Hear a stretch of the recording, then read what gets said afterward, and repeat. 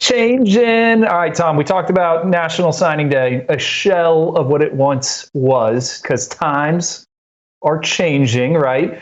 Focus has shifted quickly to the class of 2026. And if you're trying to keep track at home, right, these are the rising seniors in high school. So they just finished their junior years. College coaches were out on the road recruiting all of January. It feels like every time I got on social media, this head coach was at that high school. This head coach landed a helicopter at that high school. Lots of offers going out. We had junior days, and recruiting's accelerated now, right? So we already have a top 10 when it comes to the class of 2026. Some of these top teams at the top of the board. You have Oregon off to a hot start. Oregon coming off a 2025 cycle where they signed nothing but 4- and 5-star prospects. You see it there up on the screen. Oregon number 1, Texas A&M number 2, Penn State number 3, USC number 4, Notre Dame number 5, Tennessee 6, Auburn 7, LSU 8, Arkansas 9, and Florida State number 10. I will say this, and Tom, I think you know this better than anyone else out there.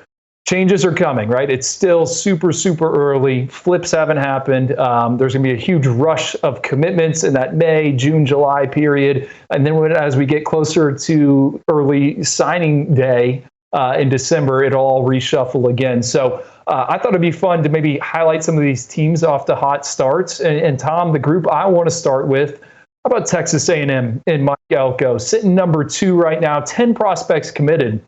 Only 2 of them are from the Lone Star State. And that's notable to me, Tom, because if you look at what the Aggies have done in Elko's first 2 years, right, to go back to the class of 2024, they signed 7 in-state prospects. And then in 2025, 16 in-state prospects for Mike Elko. I really like what Elko has done following the Jimbo Fisher era. Remember, it wasn't too long ago, that 2022 recruiting class for Texas A&M, highest ranked ever, all those 5 stars. And that group really didn't do much on the field in terms of success with a college football playoff appearance. But I think Mike Elko, his roster construction, they're going to go after the blue chippers, but the back end of that class is where the strength really is. Again, sitting number 2 right now. A lot of out-of-state prospects, but someone told me last month on the early signing day, hey, watch out for us in 2026. That's going to be the year we challenge for number 1.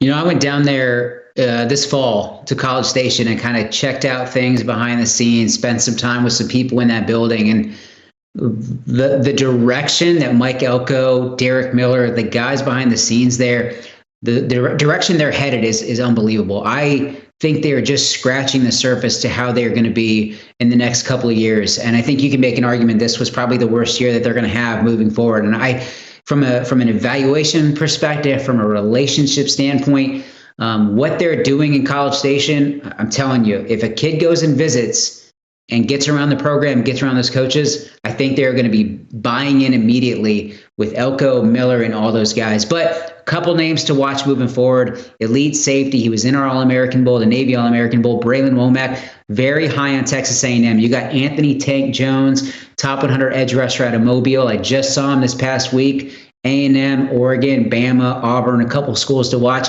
Keep an eye on the Aggies for top 247 linebacker Malik Morris right there in Florida out of Lakeland. He's got an official visit set for June 6th. You got DeQuavis Beck, a top 247 linebacker, top 100 athlete Jermaine Bishop. Saw him recently. Both continue to say all the right things about A&M. And one kind of dark horse I'd call A&M at this point would be Jabari Brady, top 100 receiver out of Florida. I think he continues to kind of sing A&M's praises. So we'll see if they can get that one done. And he's very close to a decision. Hey, a lot of national names. I can't wait to see, all right, what in-state prospects does Elko and that staff kind of zero in on? Because their track record when it comes to getting guys with the arrow pointing up, they are hitting at a very high rate. Jermaine Bishop, fire me up, right? The Travis Hunter of Texas high school football. All right, Tom, what school do you want to highlight here? Give me one that kind of off to a hot start and has your attention.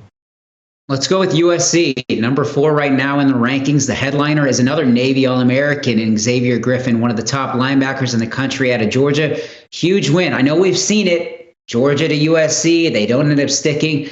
This one's starting to feel a little different, where I could see him actually going wire to wire and sticking with the Trojans, because he was just there again this past weekend for Junior Day, and following a terrific performance in San Antonio at the All-American Bowl, shows up in Los Angeles, recruiting hat on, ready to kind of do work with Chad Bowden, Dre Brown, and the rest of the class that was there in Los Angeles. So between him, you got R.J. Sermons, one of the top cornerbacks in America. That was although expected, still a huge win to get that across the finish line. Another All-American was running back Sean Alston. Saw him have some flashes while he was in San Antonio. Strong, big, physical back, and a guy that I think really fits what they're trying to do. But when I'm talking to people at USC, especially now, the direction they're trying to go is no longer, let's just go get all the top players across the country. We need to make sure that the best players in California, the best players on the West Coast, stay home. So a couple names to watch. Oregon has been absolutely trending for Talanoa Ely, one of the top linebackers in the country. USC's working, and this weekend helped to pull even with the Ducks. And then you got Vance Spafford, top 100 receiver out of California, headed to play for Georgia. Kirby Smart. Do not sleep on the Trojans right now. I'm not ruling out a flip after this past weekend. Another is Trent Mosley, another top 100 receiver. Some think he's very similar to Spafford. I think go get them both at this point. A guy that I'm kind of leaning towards a crystal ball pick but haven't tossed it in is Deshaun Rideau, top 100 running back. Again, California native. And then the other one is Simote Katawanga, top 100 defensive lineman that some people were talking about Notre Dame and a few other schools, but I'm now thinking USC can get that one done. But I will say, let's go out of state for one guy, Jonas Williams. Keep an eye on the Oregon commit out of Illinois. I think depending on how things play out with Ryder Lyons, who is going to take a mission trip and come back at some point, 26, 27, USC's pushing for Jonas Williams, and he's got the green light if he wants to flip from the Ducks. Well, USC has signed more players from Texas and Georgia, 14, over the past two cycles than they have from the state of California, 12. We keep saying it with Lincoln Riley. They need a plan. And I think it's setting up really nice for the Trojans and the fact that they're not going to have the target on their back here in 2025. And it's a really soft open to the schedule. Hey, if Jaden Maeva can be the dude, they have a ton of blue chippers on defense. I think we can look up heading into week 5 matchup against Illinois. USC could be 4-0 and they could have a top 10 recruiting class, a huge opportunity for Lincoln Riley. And Tom, speaking of Illinois, they're the team I wanted to kind of highlight here. Sitting number 17 right now in the rankings. Brett Bielema, what he's been able to do there, they turn 3 stars into NFL draft picks. So I think it's notable that they're off to this hot start. Remember, I talked about it earlier on the show. Some of these teams with that revenue, right? You don't have to lean onto the collective. You have the revenue sharing. It's going to open up and give you a bigger budget. That's kind of my theory on what's going on with Illinois over the weekend. A huge commitment for them. Vic Singleton, a cornerback out of Ohio, he commits to the Illini. If he ends up sticking, he'd be the 9th highest ranked signee in program history for Illinois. So it's a huge, huge deal. Also got 3 kids committed from Florida.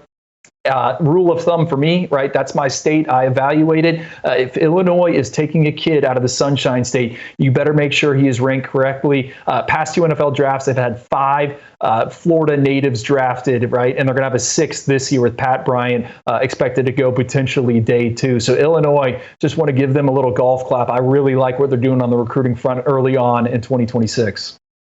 Yeah, Brett Bielema and that entire staff. And honestly, I know he just left for USC, but big shout out to Dre Brown. He had that thing cooking in the right direction. But they're not done. I mean, we talked about Nasir Rankin, top 100 two-way athlete. They're recruiting him as Travis Hunter. They want him to come in and play receiver, DB, whatever he wants, give him an opportunity to play both, and let him play basketball as well. They're trying to get him to, as kind of their pitch, come play both sports and both positions. So I could see him staying home. I feel great about that prediction at this point. And then I also expect Illinois to keep top 247 tight end J.C. Anderson at home. I know Notre Dame, Ohio State, a few others involved there, but right now I kind of like Illinois. And then another one is 3-star linebacker Cam Thomas out of Ohio, one of the top players in the Buckeye State. But if I'm putting in a prediction right now, and I think Alan True already has one in, who does a great job for our national team, I like Illinois to get that one done as well.